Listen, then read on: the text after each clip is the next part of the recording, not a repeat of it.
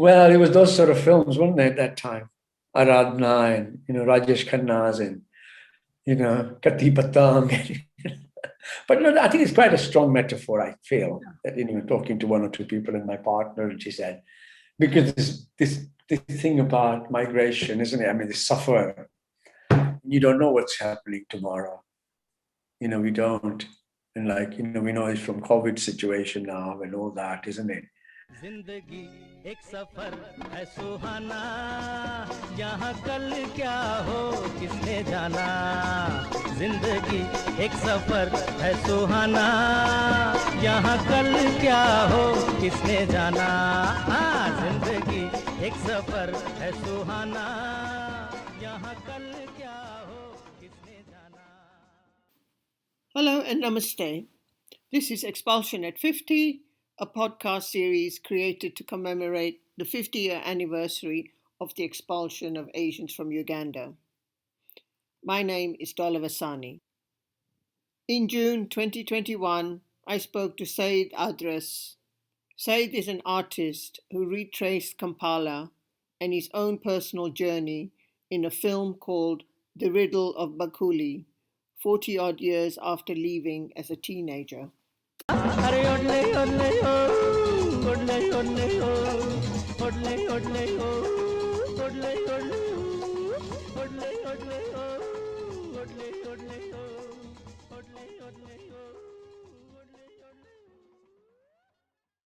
of the things that I remember from the film was a kite. So were you? Yes. Did you do make patangs and?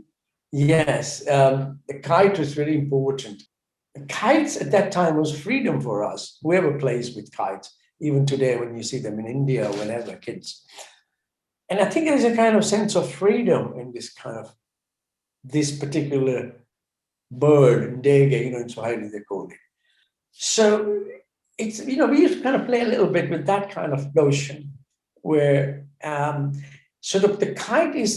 kite and the mango tree is quite symbolic for me in that sense that not only that we were playing around this, the tree and associations with the tree and the kind of life around it, but the kite it had its height, isn't it? And it's flying up, so it can see things that we couldn't see. Even if you go on the top of those houses, your view is still different. And even today, when you go, it's still different, although the houses look smaller to us today, because I was a kid. So everything, was different height for me then. So, so the animation of the kite in the film is that sort of metaphor that what it sees when I was not there, that was a kind of the idea that when I was kind of talking to the mango tree was the highest in that area. And the other thing is that the film idea came about, well, I don't know whether you asked me about Kampala or Bakuli, I was a mango seller, wasn't I? Me and another kid. A couple of us, some kids were selling marbles. They used to buy it. These really clever guys in North London. They used to buy it from someone else and sell it to us for making 10, 20 cents profit. And kite materials, others would sell you. And anyway, and this was like a little part-time job. The African Ugandan guy used to bring these mangoes and we were like the subcontractors. So we used to get it from him and sit and sell it to our friends. And then, eat few free when he's trying to get another one, on his bicycle. And these mangoes were there and, they brought it back. And I just loved it. Could have been a real entrepreneur, I think. Should have gone into that kind of business rather than art. So, you cut this mango in a certain way, our Indian style of putting, I think up the Saidma, but chili, and we became like an art form for us, me and, this other guy, Bob. And that was really, I loved it actually, sort of on and off a couple of times. I think I must have done it a couple of seasons, every school holidays was like 3 terms and holiday after each term, isn't it? And then, I did it a few times that. It was really interesting, I thought. And then, of course, this kind of 72 thing happened.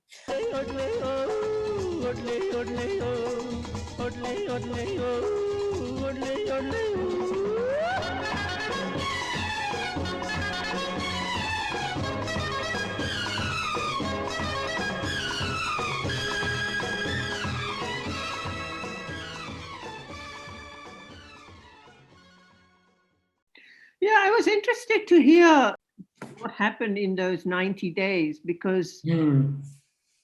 there are many different experiences around, particularly depending on what sort of papers you had and whether you felt that this was about you or not you, or whether it was talking to you or not talking to you, dependent on very much on what papers you had.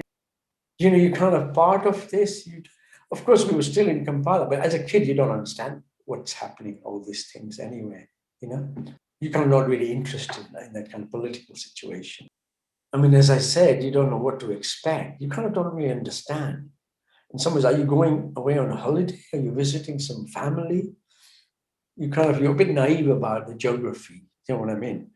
In a sense that we left on the 1st of November, or was it the 31st of October? There's something about, so we landed in 1st or 2nd November in Zurich. The first time we flew out of, well, anyway, it wasn't going to a holiday, it was going to a cold country. We went to Switzerland, actually, my family in November. Can you imagine, from the tropics to cold, chilly November? They did take about 300-400 people in Switzerland. That's what I kind of remember, that some get-together of certain family. Some people left to go to Canada. Very few came to England from Switzerland. And why? I think they didn't want to. The numbers were very small in comparison to other countries. It's very strict. Anyway, they're very strict about migration anyhow, I think. And then you hear these countries' names like Switzerland or Britain or England, But I think maybe there were several families together, so there's kind of a sense of solidarity. How would you say the experience was for your parents? But I remember my mum and the elders, they were a bit more concerned because they had to leave a lot, their personal possessions. I think that trauma has been quite, I don't think materially, just the kind of whole experience of the kind of explosion, I guess. Is it like a double migration or triple? They came from India to East Africa and lived there for so many years, decades. They just got together to get, kind of stability. I think my father could really, he was sort of a bit lonely as well. His kind of friendship was not there. You can't at that. He actually didn't want to go, I think. Yeah, and I mean, my mother had 3-4 friends, families that were around, like Gujaratis or maybe our communities, few of them, and then Ishnaashis were there, some other. So they were there was a little nucleus, but they were kind of quite isolated at home. The other siblings were going to work and some of us were going to school. And of course, the language issue, which is kind of totally different, no English there. And so they were quite, they're like housewives at home. Very difficult for them, I think. But after, some time, and then they get used to it, they come and visit England, their relatives or friends after a few years, and this kind of sense of stability. But I think I can imagine in the early days it was hard for everybody. And more, I think, in those countries than perhaps in Canada or UK, because there was English there. So there was kind of, even in Britain, I believe, because I never went to school here, I only went to college here. So there was a system that was almost identical, isn't it? Similar to what one did in East Africa, with O-level, A-level. The kind of a whole, more or less the same curriculum, or similar, or that kind of, where you have to learn a different language. French, there were some Asians who settled in the French part of Switzerland. They have to learn French in Lausanne and, other places. And so it's the younger you are, you could pick up quite easily. I just think they had to kind of get to terms with it. They didn't have a choice in that sense. Maybe they were just happy that they got some kind of support and, in a way, the continuation of their life, in a way, and maybe access for the kids to get some kind of schooling or education. But, those kind of places at the same time are quite tough. Not that I'm not saying that, we were not in that kind of class of really wealthy Asians in Uganda or anything. And it was all right. We were just we were fine. But, not that my parents missed that opulence or simple Brooklyn for us. The Bakuli was my Brooklyn, you know what I mean? And it had a kind of nice energy. So what I'm saying, yeah, they had their own connections and they got together for weddings. And then annual things like 40 years anniversaries, or what you will, coming into those countries, Switzerland, like 20 years for. Yeah, that's what they do. I think. So I kind of lived between this Switzerland and Britain in the last couple of decades,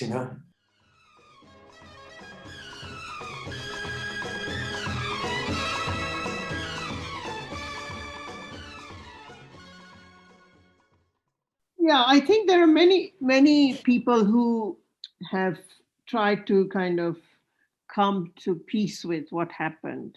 And I think there's something about connecting with like-minded people who've had similar experiences. And then there's something about closing the circle. Yeah. So I wondered, like, did you first want to return to Uganda? Yeah, it's all the diaspora issue, isn't it? It's kind of fascinating because we're kind of carrying it with us, I guess. There was a kind of time you always think, oh, will I go there? Who will I go with?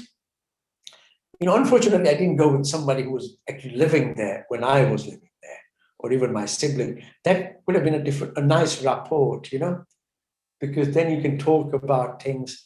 So people who had been there that I knew, I've known them, they went at a different time, and I was asking occasionally. But it didn't happen. So I went alone first time, and I kind of had a context of and a contact of Uganda Art Trust, like an artist in residence project. So just 2016 or 2015, I'm sorry, I can't remember exactly, just a few years back, my first visit. So it's like over 40 years. And I was really looking forward to it, actually. Maybe the time was right. And I just wanted to kind of come to terms with certain things if I can. And I didn't have an intention of making a project or a film, actually. Let's see if something comes out of it. It was great. I loved it. I met some family who were actually my family's friends, one or two people who are settled there and between there. But not a lot. A lot of people I met were new. Like there were not many Asians anyway. Not that I was with kind of different Africans. There was an artist in residence, and I had to do with British Council. So in a sense, it was I was wearing a different hat then, of course. But just to go through those streets and places and I think, oh God. So the fascinating thing is the buildings are there. And apparently the city's got like over 1 million or 2 million. And when we were there, it's 200,000. Occasionally I take this taxi, bodas, and he said, where are you from? I said, well, kind of, you would sound from here. They said, where were you born? I said, here. I said, oh, so you are here, stay here. That was the nice thing. In a way, it's quite a nice conversation. They say, you're part of this place. Peter, you are here. Just, that kind of nice, lovely kind of exchange one got now and again. Okay, let's talk a little bit about the Riddle of Bakuli. So Bakuli is an interesting word because Bakuli is a bowl. Is a bowl, yeah. Bakuli, yeah. And then when you say the riddle of Bakuli, so what is that about? Well, life is a riddle in a way, in our situation. I think the riddle is the name in a way that I was not aware and was aware. And then, you hear that Bakuli ke tataine pela. And my brother was always boasting that this is like Namirembe Estate, this is Berkeley Estate, this is Mengo Estate, which were the names. And Berkeley, because he was proud that it's associated with California, Berkeley, it is Berkeley. And maybe they named it. The project overall, which is kind of retracing Kampala, because partly I'm interested in just the city generally, its architecture, and then Bakuli is a neighborhood part of this kind of me retracing this, and to kind of sharing these experiences of, I guess, in terms of our life, this diaspora life, this kind of a lot of people, whether I talk to, a lot of people in kind of Switzerland and Europe, they don't understand. Very few would understand that Asians are there and why. Some people might have knowledge about South Africa a bit more. It's just not visible, this kind of this subject matter in a way. And it's kind of a bit controversial in one way in UK, another way Ugandan nations have done really well. Because they've had to, I don't know, it's sort of much more of the experience, like in Leicester and Birmingham, as you know. I mean, they transformed Belgrave Road, in Leicester. It's just kind of resilience in that way. But I think that in a way, these kind of people, cultural, creative projects, it's kind of interesting that one hopefully can create a different perspective on all this theme as well, rather than just economic issue. The timing is very opportune, given that next year is 50 years. So, when you think about that, what would you like to see happen? Yeah, it needs a window, definitely, of expression and kind of to sit side by side, not only in this sort of diaspora kind of cultural framework, but in a lot of kind of conversations and conversations in India as well, and the linkage with Asia, India, East Africa, and in our context, I think. But even like for myself, and maybe your lovely project as would enable for us to have dialogue with people who might be in Canada or Australia, who were from Uganda, for example, or what are they engaged in, or are they interested in things that we're talking? In some ways, there's memories of personal and family archives. But another thing that just, they might have done something or means or inspire people, like, I'm sure, for them to tell their stories, whether they were born in Uganda or not, or whether it's, this kind of visible reference, isn't it? And it's such a, what you call it, tapestry, multi-layered.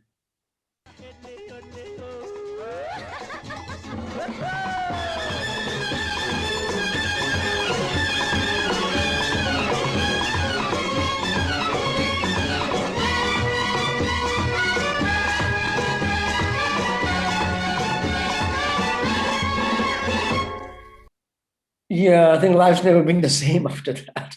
Of course, we move on in life in whatever way. Do we grow? But like you said, you can come out of Africa, but Africa kind of it's always with you in a way.